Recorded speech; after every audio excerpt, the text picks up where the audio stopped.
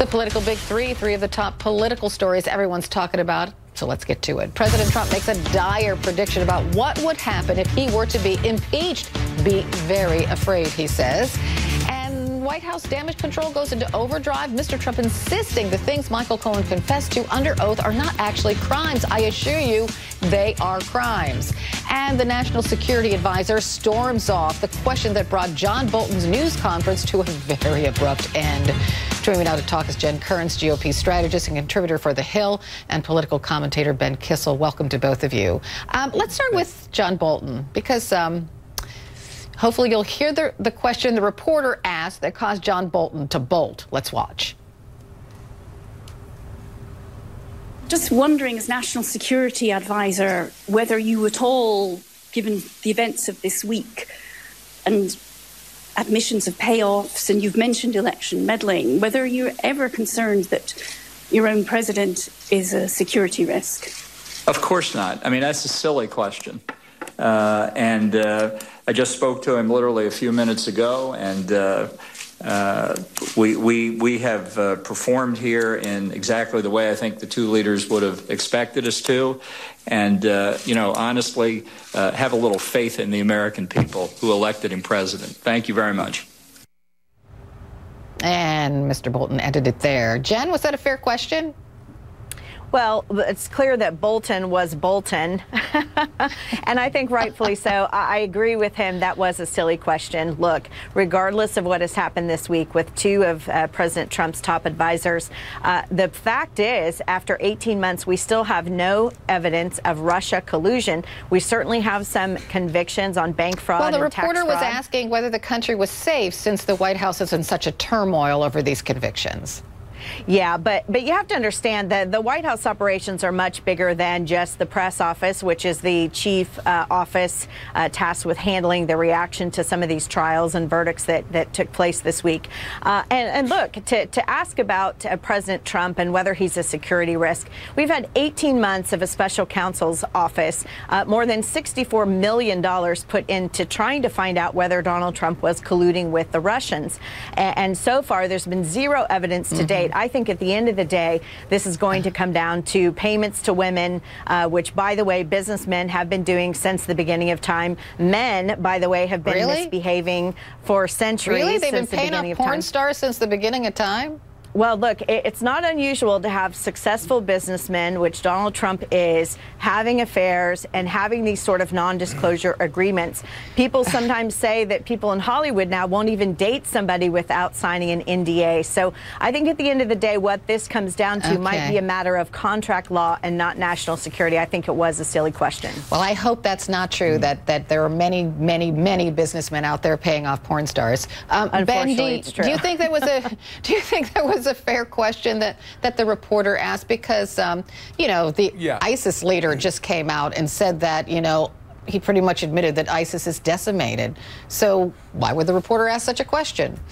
Well, when it comes to businessmen paying off sex workers, I suppose I can quote a Walt Disney film and say that's a tale as old as time, perhaps. But the fact that this question asked to John Bolton by this reporter is a plausible question is chilling. This is a plausible question because we had Donald Trump siding with KGB, former KGB member Vladimir Putin, over our intelligence community. And I'm very skeptical of our intelligence community in many ways. But when it comes to the President of the United States, I would think he would back the U.S.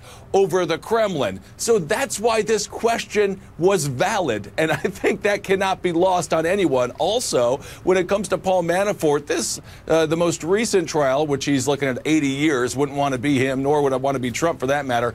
That's all done now. The next trial coming up for Manafort is about his interactions with the Russians, with their financial dealings. So perhaps Donald Trump is more tied up in that one. Well, that's a good point to bring up, only because in his Fox and Friends interview with the president, he was asked specifically if he was going to pardon Paul Manafort, and these 8 charges that he was convicted on, because this upcoming trial might be more damaging to the president. So let's hear what the president had to say about that. What he did, and they weren't taken out of campaign finance. That's a big thing. That's a much bigger thing. Did they come out of the campaign? They didn't come out of the campaign. They came from me, and I tweeted about it. You know, I don't know if you know, but I tweeted about the payments. But they didn't come out of campaign. In fact, my first question when I heard about it was, did they come out of the campaign? Because that could be a little dicey. And they didn't come out of the campaign, and that's big. But they weren't, it's not even a campaign violation. If you look at President Obama, he had a massive campaign violation, but he had a different attorney general, and they viewed it a lot differently. All right, that actually was about Michael Cohen and the payments made to Stormy Daniels and whether the president knew about it beforehand, and the president is claiming now that he actually knew about those payments later. We'll get to that in a minute. But about Paul Manafort, do we have that bite? Okay, we do. This is what the president said about possibly pardoning Paul Manafort. Are you considering pardoning Paul Manafort? I have great respect for what he's done in terms of what he's gone through. And I would say what he did, some of the charges they threw against him, every consultant, every lobbyist in Washington probably does. So Jen, he didn't exactly answer the question, and sadly, the reporter did not push back and try to get him to answer the question. So it seems to me that it's up in the air whether the president will or will not pardon Paul Manafort. Is that how you see it? Yeah, I agree with you, Carol, and I don't think any of us will know until the eve of a potential pardon may happen. But I do disagree with President Trump in one regard.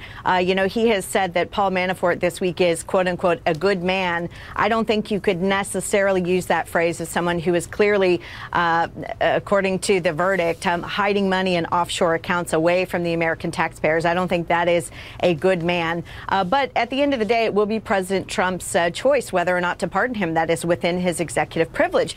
But I think the bigger story here that you're looking at, Carol, is there a double standard in this justice? You just talked about Russia. Ben just mentioned Russia and the KGB influence. Nobody in the mainstream media is talking about the fact that Lanny Davis is a consultant to a Russian oligarch, Dmitry Furtov, and charges him about $166,000 a year to do lobbying in Washington, D.C. Nobody has talked really about whether or not why is Lanny Davis representing Michael Cohen against the president? Exactly. What? And why? I don't understand. And why is nobody?